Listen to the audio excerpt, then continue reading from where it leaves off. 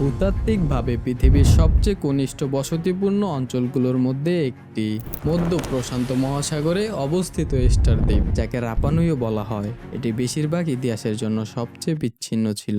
Easter দ্বীপের বাসিন্দা রাপানুই দুর্ভিক্ষ সহ্য করেছে, রোগের মহামারী, গৃহযুদ্ধ, পরিবেশগত পতন, দাস অভিযান, বিভিন্ন ঔপনিবেশিক যোগাযোগ এবং একাধিকবার তাদের জনসংখ্যার বিপর্যয় দেখেছে। পরবর্তী সাংস্কৃতিক উত্তরাধিকার দ্বীপের কুখ্যাতিকে এর অধিবাসীদের সংখ্যার অনুপাতে নিয়ে এসেছে। ইস্টার দ্বীপটি চিলির পলিনেশিয়ার একটি দূরবর্তী আগ্নেয়গিরির দ্বীপ। চিলি থেকে ৩,৫৪০ কিলোমিটার পশ্চিমে বিচ্ছিন্নভাবে দাঁড়িয়ে আছে।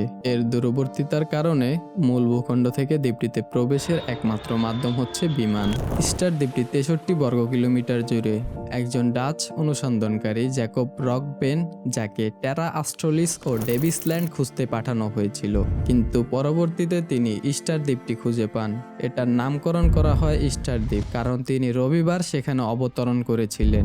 রাপানুইয়ের খোদাইকারীরা ১১০০ থেকে ১৬৫০ সালের মধ্যে ৯০০টি ভাস্কর্য তৈরি করেছিলেন, যার প্রায় সবকয়টি অক্ষত রয়েছে। খোদাই করা মানব মূর্তি এর মাথা বড় আকারের। ভাস্কর্যগুলোর মাথা আগ্নেয়গিরির ছাই দিয়ে তৈরি করা হয়। মূর্তিগুলো দেখতে আলাদা আলাদা, তবে এর মধ্যে সব থেকে বড় ভাস্কর্য উচ্চতা ৩৩ ফুট এবং ওজন প্রায় ৮০,০০০ কেজির মতো, আর অন্যান্য মূর্তিগুলো গড়ে প্রায় ৫০ টন ওজনের।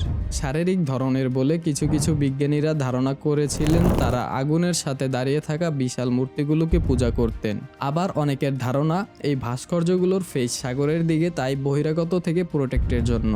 মানুষ আগে মনে করত এই ভাস্কর্যগুলোর শুধু মাথা তৈরি করা, তবে ২০১২ সালে মূর্তিগুলো খননের মাধ্যমে ক্লিয়ার হয়। তখন তারা লক্ষ্য করে ভাস্কর্যগুলোর পুরো শরীর মাটির নিচে। তাদের একটি প্রতীক রয়েছে, এটি প্রথম ২০০৬ সালে চিলির জাতীয় পতাকার সাথে উড়ানো হয়। দ্বীপটিতে আজ প্রায় ৭,৭৫০ জন বাসিন্দা রয়েছে, যাদের মধ্যে অনেকেই মূল পলিনেশিয়ান বসতি স্থাপনকারীদের বংশধর। ইস্টার দ্বীপে বেশিরভাগ রাপানুই সম্প্রদায় ক্যাথলিক ধর্মের অনুসারী, তবে তাদের ধর্মীয় অনুশীলনগুলো তাদের পূর্বপুরুষের বিশ্বাসের সাথে জড়িত।